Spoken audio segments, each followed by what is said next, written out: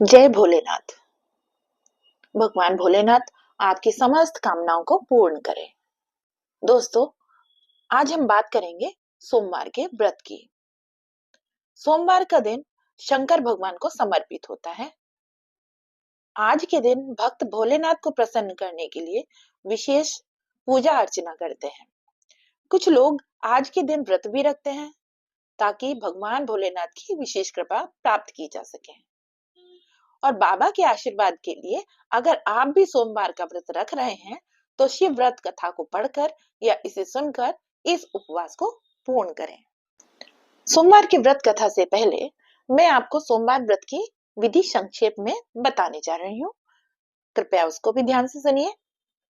नारद पुराण के अनुसार सोमवार व्रत में व्यक्ति को प्रातः स्नान करके शिव जी को जल और बेलपत्र चढ़ाना चाहिए तथा शिव गौरी की पूजा करनी चाहिए। शिव पूजन के बाद सोमवार व्रत की कथा सुननी चाहिए या पढ़नी चाहिए। साधारण रूप से सोमवार का व्रत दिन के तीसरे पहर तक होता है, मतलब शाम तक आप व्रत रखेंगे, उसके बाद आप भोजन करेंगे।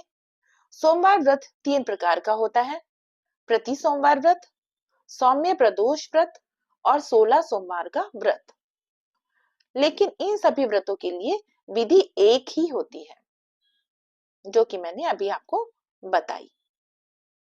चलिए अब सोमवार की कथा का श्रवण करते हैं। एक समय की बात है, किसी नगर में एक साहूकार रहता था। उसके घर में धन दौलत की कोई कमी नहीं थी, लेकिन उसकी कोई संतान नहीं थी और इसी कारण वह बहुत दुखी था।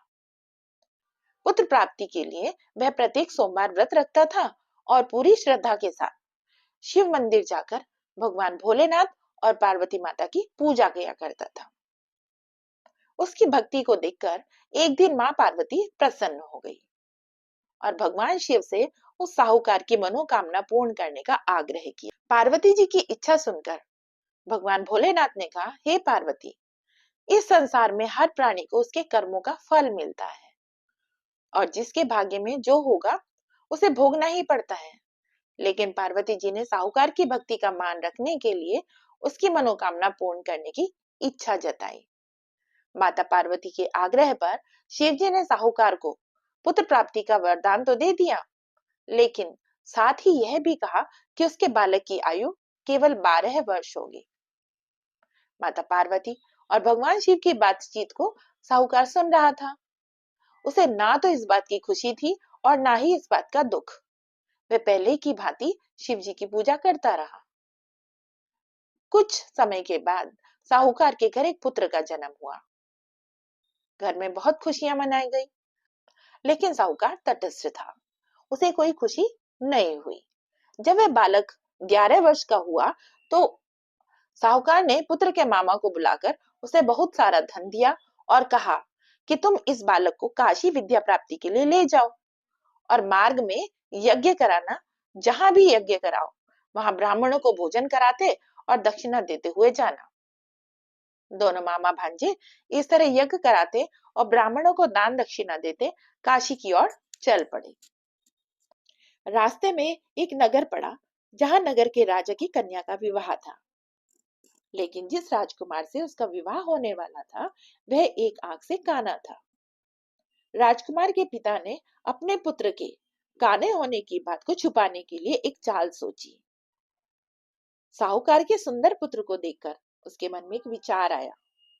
उसने सोचा, क्यों न इस लड़के को दूल्हा बनाकर राजकुमारी से विवाह करा दूं। विवाह के बाद इसको धन देकर विदा कर दूंगा और राजकुमारी को अपने नगर ले जाऊंगा।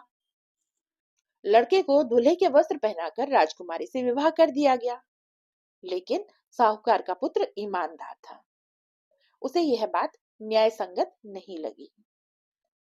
उसने अवसर पाकर राजकुमारी की चुनरी के एक पल्ले पर लिख दिया कि तुम्हारा विवाह तो मेरे साथ हुआ है, मैं एक साहूकार का पुत्र हूँ और काशी पढ़ने जा रहा हूँ और जिस राजकुमार के संग तुम्हें भेजा जाएगा वह एक आंख से काना है, उसके साथ तुम्हारा विवाह नहीं हुआ। जब राजकुमारी ने चुनरी पर लिखी बातें पढ़ी तो उसने माता पिता को यह बात बताई। राजा ने सच्चाई जानकर अपनी पुत्री को विदा नहीं किया, जिससे बारात वापस चली गई। दूसरी ओर साहूकार का लड़का और उसका मामा काशी पहुंचे और वहां जाकर उन्होंने यज्ञ आदि शुरू कर दिए। धीरे धीरे समय बीतता गया। जिस दिन लड़की की आयु 12 वर्ष की हुई, उसी दिन भी यज्ञ रखा गया। लड़के ने अपने मामा से कहा कि मेरी तबीयत कुछ ठीक नहीं है। मामा ने कहा कि तुम अंदर जाकर सो जाओ। शिवजी के वरदानुसार कुछ ही देर में उस बालक के प्राण निकल गए। मृत भांजे को देखकर उसके मामा ने विलाप शुरू कर दिया। संयोगवश उसी समय शिवजी और माता पार्वती उधर से जा रहे थे। पार्वती ने भोलेनाथ से कहा, स्वामी, मुझे इसके रोने के स्वर सहन नहीं हो रहे। आप इस व्यक्ति के कष्ट को अवश्य दूर करें।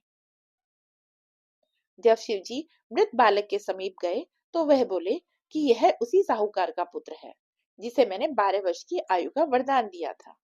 अब इसकी आयु पूरी हो चुकी है। लेकिन मातृ भाव से विभोर माता पार्वती ने कहा, हे महादेव, आप इस बालक को और आयु देने की कृपा करें, अन्यथा इसके वियोग में इसके माता पिता भी तड़प तड़प कर मर जाएंगे। माता पार्वती के आग्रह पर भगवान शिव ने उस लड़के को जीवित होने का वरदान दिया। शिव जी की कृपा से वह लड़का जीवित हो उठा। शिक्षा समाप्त करके लड़का मामा के साथ अपने नगर की ओर चल दिया। दोनों चलते चलते वापस उसी नगर में पहुंचे जहां उसका विवाह हुआ था। उस नगर में भी उन्होंने यज्ञ का आयोजन किया और सभी को बुलावा भेजा गया। राजा के पास भी बुलावा गया। यज्ञ के समय लड़के के ससुर ने यानी राजा ने उसे पहचान लिया और महल में ले जाकर उसकी खातिरदारी की और अपनी पुत्री को उसके साथ विदा भी कर दिया। इधर साहूकार और उसकी पत्नी भूखे प्यासे रहकर बेटे की प्रतीक्षा कर रहे थे। उन्होंने प्रण कर रखा था कि यदि उन्हें अपने बेटे की मृत्यु का समाचार मिला तो वे भी प्राण त्याग देंगे। परंतु अपने बेटे के जीवित होने का समाचार पाकर वे दोनों बहुत प्रसन्न हुए। उसी रात भगवान शिव ने व्यापारी के स्वप्न में आकर कहा, हे श्रेष्ठी, मैंने तेरे सोमवार के व्रत करने और व्रत कथा सुनने से प्रसन्न होकर ही तेरे पुत्र को उसी रात भगवान शिव ने व्यापारी के स्वप्न में आकर कहा, हे श्रेष्ठी, मैंने तेरे सोमवार के व्रत करने और व्रत कथा सुनने से प्रसन्न होकर तेरे पुत्र को लंबी आयु प्रदान की है। अब तुम इस संसार के सारे सुखों को भोगकर अंत में शिवलोक को जाओगे। तो दोस्तों, इसी प्रकार जो सोमवार का व्रत करता है या कथा सुनता और पढ़ता है, उसके सभी दुख दूर होते हैं और भगवान भोलेनाथ उनकी समस्त मनोकामनाएं पूर्ण करते हैं। जय भोलेनाथ।